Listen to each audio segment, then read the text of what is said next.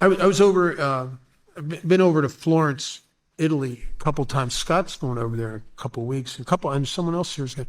If you ever go over there, there's a museum right behind the Duomo in the center of town called the Opry. It's a smaller museum. It's not one of the ones that are more touted, like usually the one where the David is. This is a smaller little deal. And I went in there to find a statue that a friend of mine told me about. And it's a statue by the Renaissance sculptor Donatello. And it's called the Magdalena. And it's a statue of Mary Magdalene. And I searched, I got into the museum and I'm searching almost frantically for this statue I'd heard so much about. I really wanted to see it. And I walked into this room on one of the upper levels and I turned my head and it was there.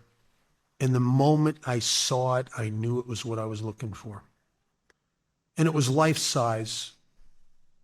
And it was a depiction of Mary Magdalene unlike anything I've ever seen. This was not a depiction of Mary Magdalene as a beautiful woman with long flowing red hair and a robe. And this was a woman who was clothed in dirty, tattered, and torn rags.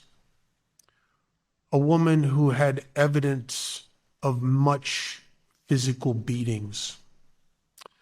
A woman who had signs of malnutrition. A woman who walked with a countenance of shame. A woman who apparently has been turning nickel and dime tricks on the back alleys of the Middle East for years. And in her shame and remorse and self-loathing, she stood there and her head was cocked to the side. And in the midst of this demeanor of shame and remorse, there was an inquisitiveness and a look of disbelief. And she held her hands like this, as if she wanted to pray, but she was afraid to, as if she didn't deserve to.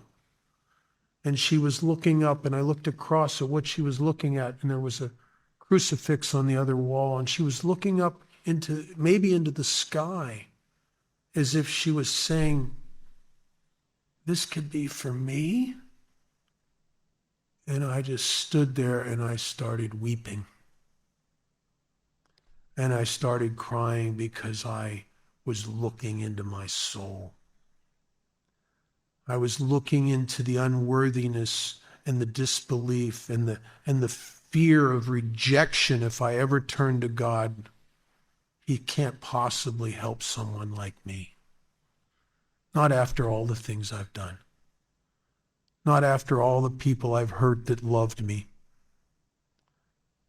And I think that is a prejudice that we all come here with. It is one of the great old ideas that I am delighted to have been proven wrong. As a matter of fact, over the years, I've developed a new idea that based on my experience, just on what has actually happened to me and happened to the guys I sponsor, that I think God loves us the most at the times when we're the most decrepit.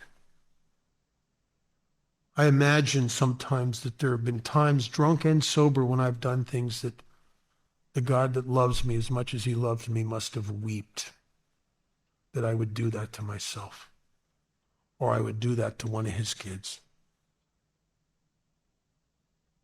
That I think He loves me the most then. Because maybe that's when I need it the most.